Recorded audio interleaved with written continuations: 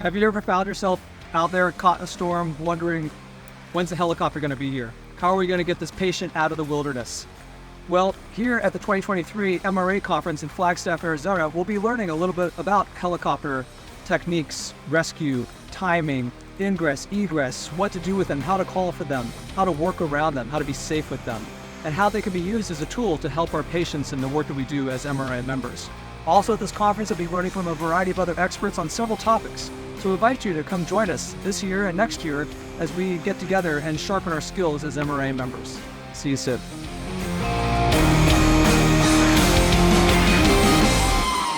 I work on a few local rescue teams, primarily Henderson County Rescue is the one I've been on the longest, and more recently joined Transylvania County Rescue and the Appalachian Mountain Rescue Team. So I am coming down from the Deschutes County Mountain Rescue Unit in Bend, Oregon. Weber County Search and Rescue, and I am a part of the Mountain Rescue Team.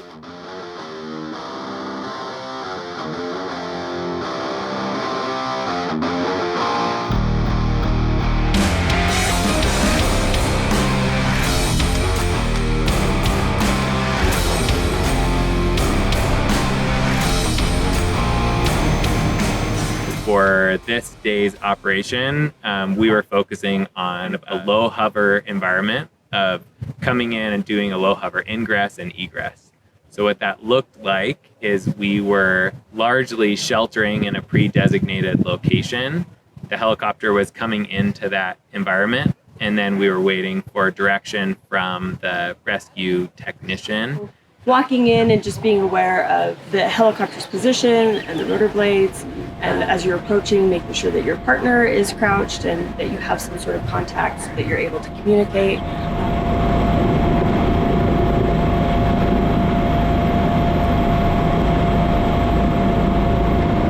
Then get into our seat, put on our seatbelt, and put on our headset and establish radio comms with the aircraft. I'm ready for forward.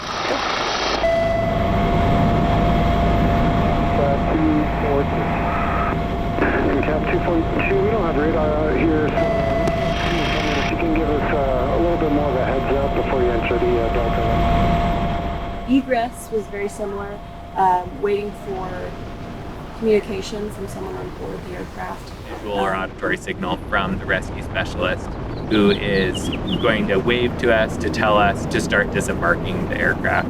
So we would take off our headset, we would take off our seatbelt, and then we carefully exit the aircraft.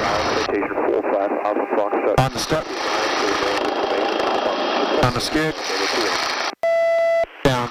Go with second one. Station 45 Alpha Foxtrot Flagstaff Tower. Verify your VFR.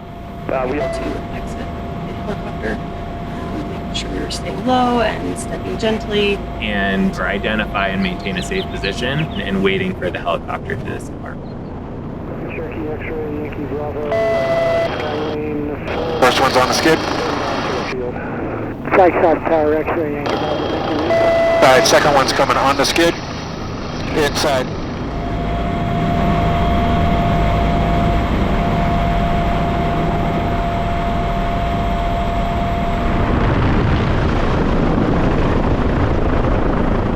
Good altitude. Bring in the first one. First one is unbuckling. Move it to the door. On the step. On the skid. Down. Go with the second one.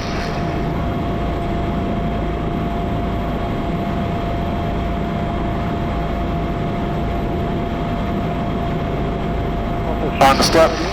On the skid. On the ground. We're ready for up.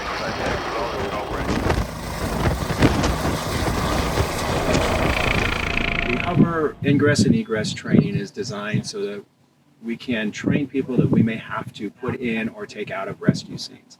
And because of the complexity of it and the difficulty of it with the helicopter and the changing in the movement and changing in center of gravity, it's really important that we make sure these teams understand as they're coming into the aircraft and they're moving across the aircraft that it is a very dynamic event. That the helicopter moves, the pilot has to make adjustments.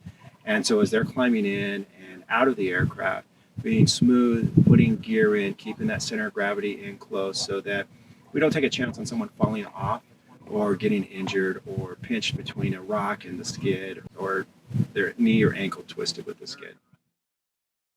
We were able to do a demonstration of two different types of hoist operations, one being a tag-lined subject transferring one up, so it was just the person being rescued in a screamer suit heading up into the helicopter with a tagline from the ground.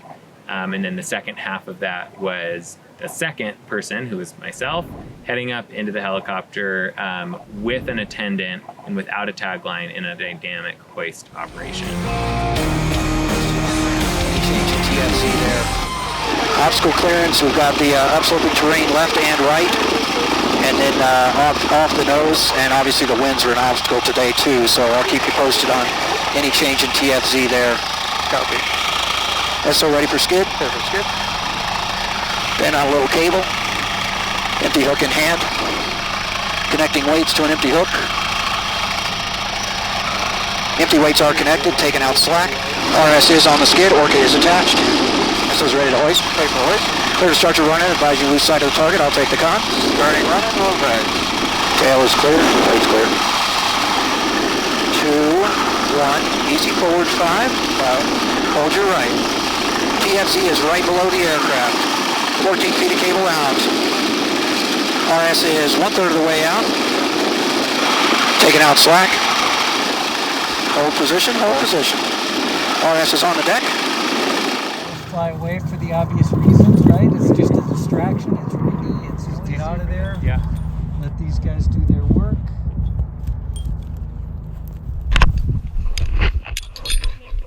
Who's the second one going up?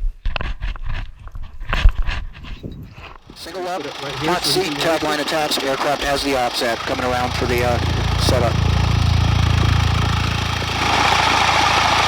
All right, at the rest. SO ready for skid? Ready for skid. You're going to get the hoist boom advisory. Hoist boom. Paying out a little more cable, SO moving to skid. SO on the skid.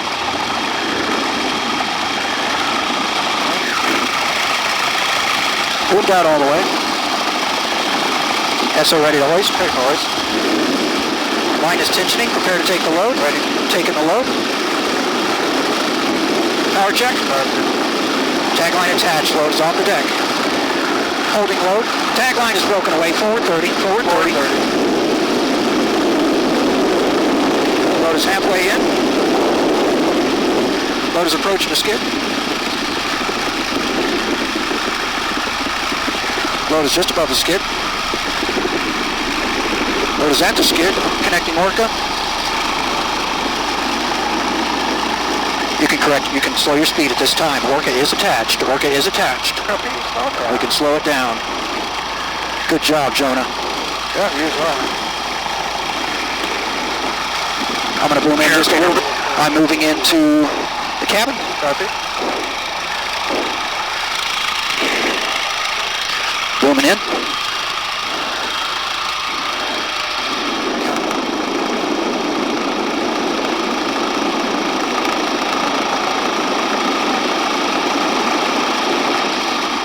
Stand by, Russ. Disconnecting hook. RS is in seat and on Orca. She is on seatbelt and on Orca. Hoist complete. Yeah. So by all accounts, I guess that was a dynamic hoist.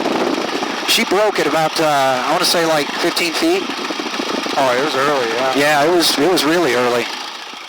Tagline actually broke a little bit early, and so it caused us to immediately go into a dynamic event and show that it does happen that those things are designed to broke away a little bit sooner than we were planning on, but the difficulties of that and just what can happen and the importance for the crews and the rescuers to recognize these things and react quickly in order to mitigate a problem and keep it from getting worse.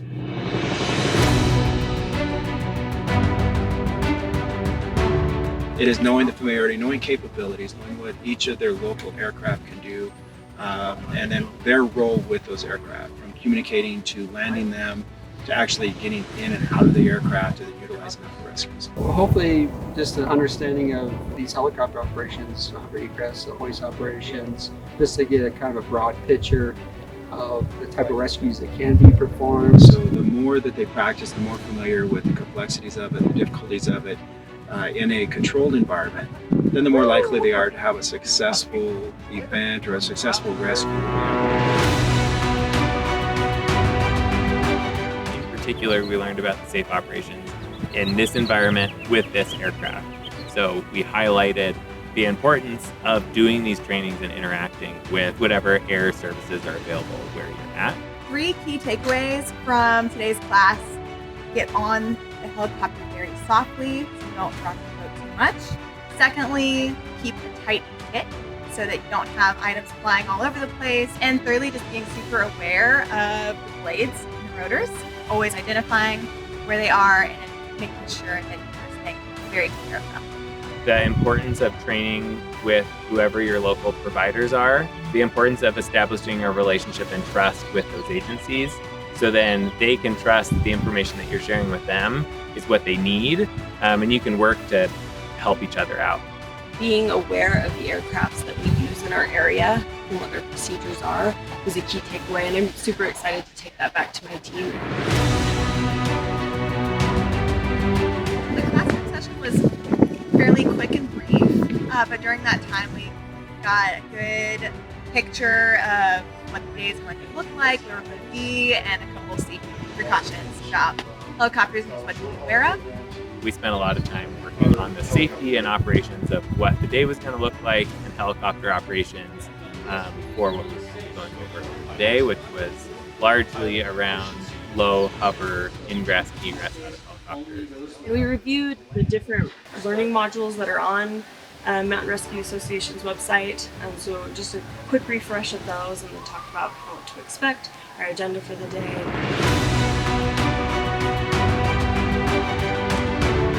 I found out about the scholarship through our region, the Oregon Mountain Rescue Council, or OMRC. And once I found out that there was scholarship available, it both allowed me personally to be able to go to the conference for the first time myself, although I've been in search and rescue for a long time. I haven't been able to go to a national conference, but also for our unit to both come and learn about the conference and the value in coming. And so I imagine in future years, not only will the scholarship be available for other folks, but we'll probably be able to send other folks too. Just super nice to be able to access this learning and to connect with other individuals from all over the United States and learn from them and grow in my experience and my position with Beaver County Search and Rescue. So I'm super grateful for that.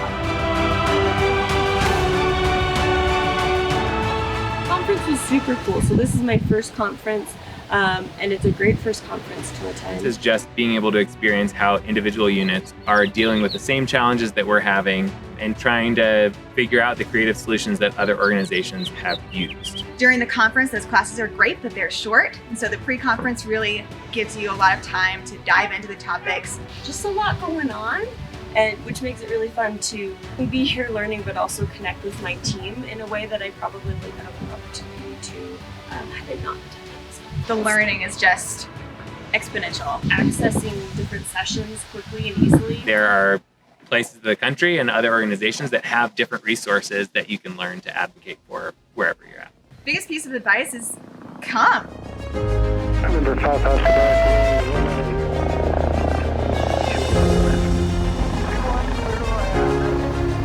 the back.